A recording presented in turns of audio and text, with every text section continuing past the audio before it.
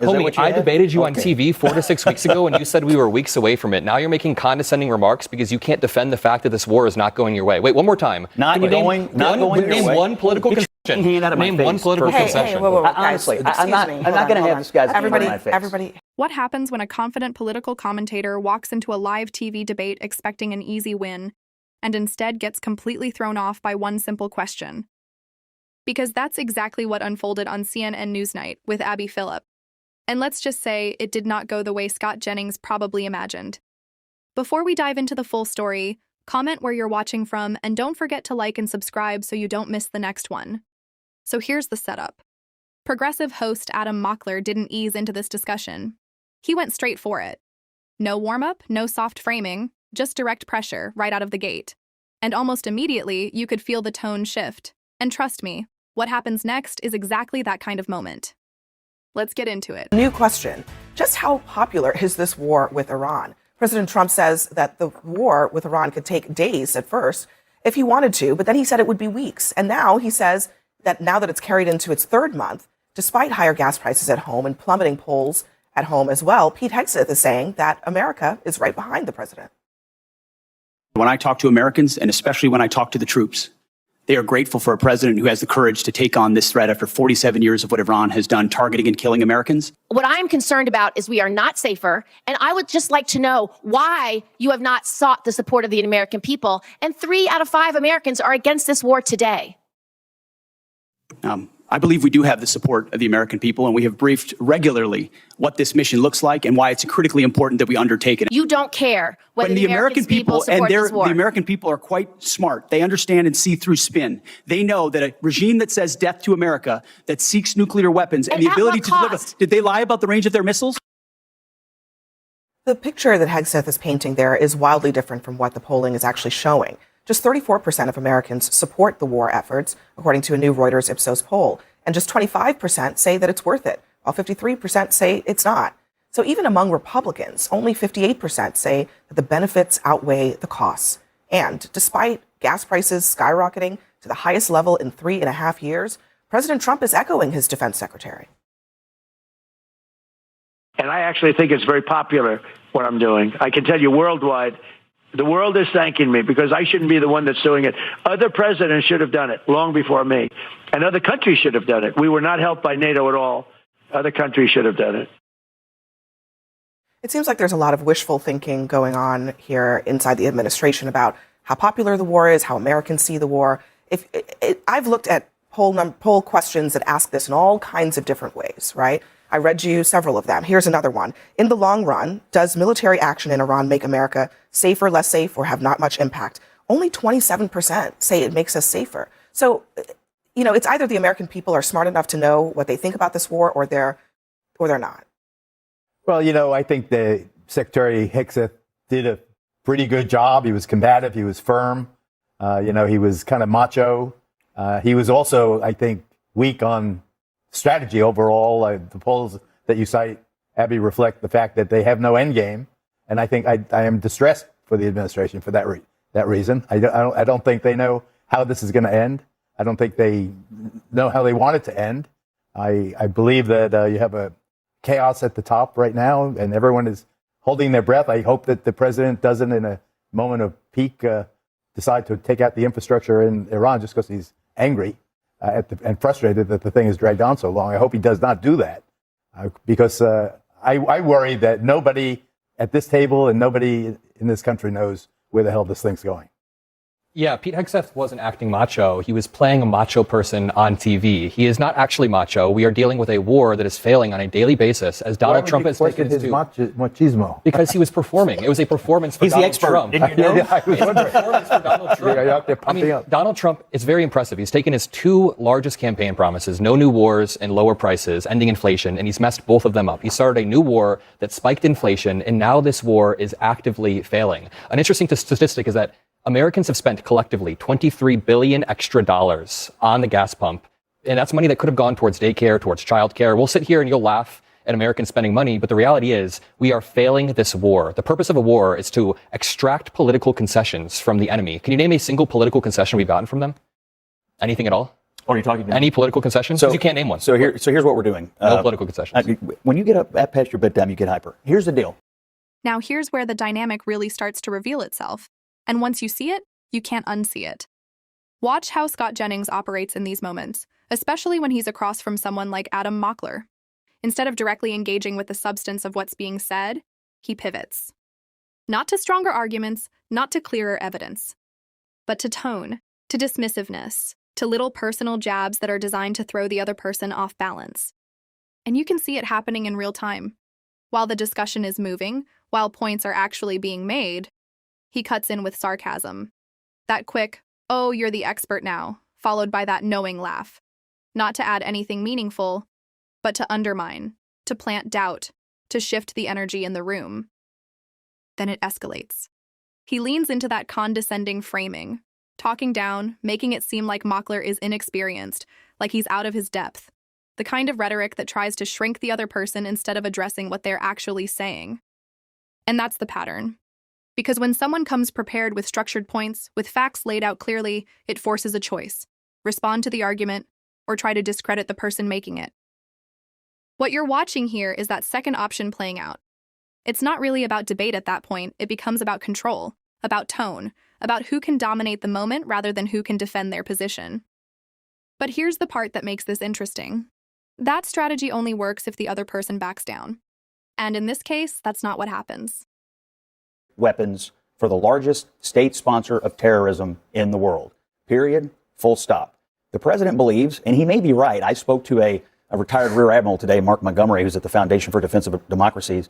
They think the blockade is actually more effective than the military campaign. And a little patience on the blockade here, where we cripple the Iranian economy, where we kill their currency, which is happening as we speak, where we put pressure on China because they need to get their oil flowing again. A little bit of patience right here, not bombs, but patience on a naval blockade, could get the outcome you want, which is no nuclear weapons for the largest state sponsor of terror. You've been saying this for 8 weeks, and we are now past the 4 to 6 week deadline. Where is the enriched uranium right now? It's under rubble. Where is it right now? In the United States or Iran? Iran still has the enriched uranium. They still have the scientists scattered across their country, and they have all of the blueprints in the cloud. You can sit there and act confused, but you can't name a single political concession It's that not we've over got yet. from Iran. It's not over yet. Okay, but also on that fact, why are we talking about the strategy of this? This isn't a legal war. This is terrorism. We are turning our military into pirates. We are seizing civilian vessels. Additionally, sanctioned Iranian vessels that have gone through a DOJ process.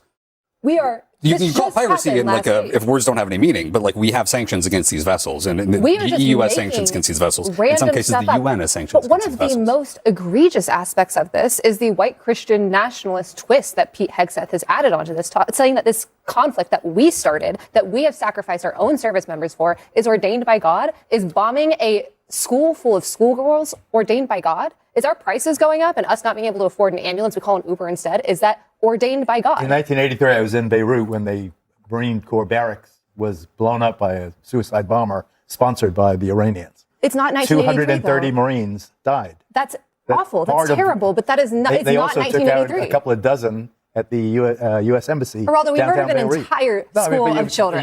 You can't make two of them. You can't make them.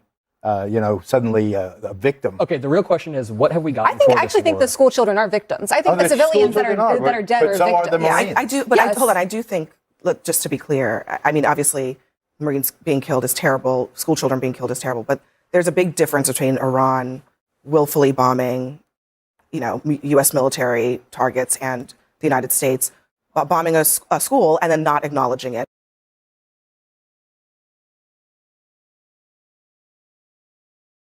Which is its own separate problem, but the school children are civilians. They're civilians point blank. They should never be targeted. We are, according to some people, already at the 60-day mark of this war, and technically they're supposed to come to Congress on it. Pete Hegseth was about this today. Listen to this. The War Powers Resolution specifies that a war initiated by a president without congressional approval must be concluded within 60 days. Ultimately, I would defer to the White House and White House counsel on that. However, we are in a ceasefire right now, which our understanding means the 60-day clock pauses or stops in a ceasefire. They're not in. Yeah. It's our understanding, just so you know. Okay, well, I do not believe the statute would support that. I mean, That was essentially how the Obama administration interpreted the statute. And Republicans disagreed with it at the time. 100%. I think it would be cleaner. So just to be clear, it'd be a good act of constitutional hygiene, and it's not you need to conclude within 60 days. You need to conclude or have authorization from Congress within 60 days. Exactly. So they could come to Congress and get authorization. Why not? Or they could challenge the statute, which, as somebody who has either sponsored legislation to repeal or reform every extant authorization for the use of military force and to reform war powers more broadly, I also have to confess the War Powers Act of 1974, the constitutional underpinnings of that are shaky. It may not hold up. Maybe so, but it's the law of the land, and it has not been. Congress has the power of the purse, and this is the reality: is that if Congress continues to authorize the Department of War, if they continue to pass the National Defense Appropriations Act, they continue to do that. That will They're not going to shoot down the Defense Act on the basis of a war that Donald Trump started. Why would you shoot down all of our defense? The National Defense Act. The National Defense Act comes up once a year. I think it's probably this year. It's usually toward the end of the year. They also are requesting a supplemental. They're requesting a supplemental, but they haven't actually done that fully yet. And I do think it raises the question, do they just get to pause this thing whenever they feel like it, even though there is an active blockade? And a blockade involves the U.S. military threatening with force that if any, an act of war. Yeah, it is considered an act of war. So how does that not count? I think that interpretation, however, is subject to reasonable acceptance interpretation. If indeed there is a ceasefire, don't you want to encourage the ceasefire? Don't you want to encourage this peace? Yeah, but there's also a naval blockade, which is by definition not a ceasefire. But also, we're talking legalities when it comes to war powers and all this. This is bird law, right? It is not governed by reason. You know, you can't get. No, it's always some Philadelphia fans here. Come on, wait, what do you mean by bird law? I mean, when we try to apply like normal rhetoric, normal logic, normal dictionary definitions, as we do in a democracy, like we're not Iran. We don't get to just like ignore the law. The international legal repercussions, right? If we're talking about that, but of course, that's what MAGA and Donald Trump do. They just ignore the law. They accept whatever laws they like, and the laws that they don't like, they just ignore them and pretend that they don't exist. International legal repercussions. This is a war of aggression. What is international law? Who's enforcing international law? Who is the aggressor here? Us. We are the aggressor. Against we launched Iran? this war. Yes. Okay. Just because Iran exists. Did all of U.S. history exist before the last 8 weeks to you, or just it started on February 28th? Listen, we all know. I mean, honestly, they have been at war with us for 47 years. We all know that Scott Jennings is more than happy to defend a war with a country that starts with the letters IRA that we are currently failing, that is going to put us trillions and trillions of dollars more in debt. I was only a few years old while you were in the administration defending prior endless wars. Now this war is failing. 8 weeks is endless to you? Okay, you said it was going to be 4 to 6 weeks. You have the attention span of a gnat? Homie, I debated you on TV 4 to 6 weeks ago, and you said we were weeks away from it. Now you're making condescending remarks because you can't defend the fact that this war is not going your way. Wait, one more time. Not going your way. One political concession. Name one political concession. Honestly, I'm not going to have this guy's hand in my face. Everybody, hang tight. Honestly. Okay. No, everybody, calm down. Okay. We're having a debate. You can respond to the points that he's making. Can you name a political concession that we've got? We had a flashback to the war the skinheads had in my studio. I would be mad if I had to defend war too. I would be mad if I had to defend war. Scott, you can respond. We have a very simple goal: to keep terrorists and a terrorist regime from having a nuclear weapon that can threaten the United States, our interests in the region, our allies in Europe, anybody else in the world. So you can't answer the question. Thank you. Let's be honest. This didn't feel like a clean debate. It felt personal. You can tell Scott Jennings doesn't take Adam Mockler seriously. And that's exactly why these exchanges keep going the way they do. Because every time Mockler comes in with direct questions, Jennings leans on the same talking points instead of clear answers. And you probably noticed it. Those repeated lines about 47 years and state sponsor of terrorism. Strong phrases, sure. But they keep getting used as a substitute for actually addressing what's happening right now. Meanwhile, figures like Donald Trump and Pete Hegseth continue to frame this situation as widely supported and under control. But the bigger issue being raised here is simple. If the strategy is working, where are the clear results? That's the question that kept coming up, and it never really got a direct answer. Now I want to hear from you. What did you think about this exchange on CNN NewsNight with Abby Phillip? Did Mockler make his case, or did Jennings hold his ground? Share your thoughts in the comments. Please give me a like and subscribe. See you in the next video.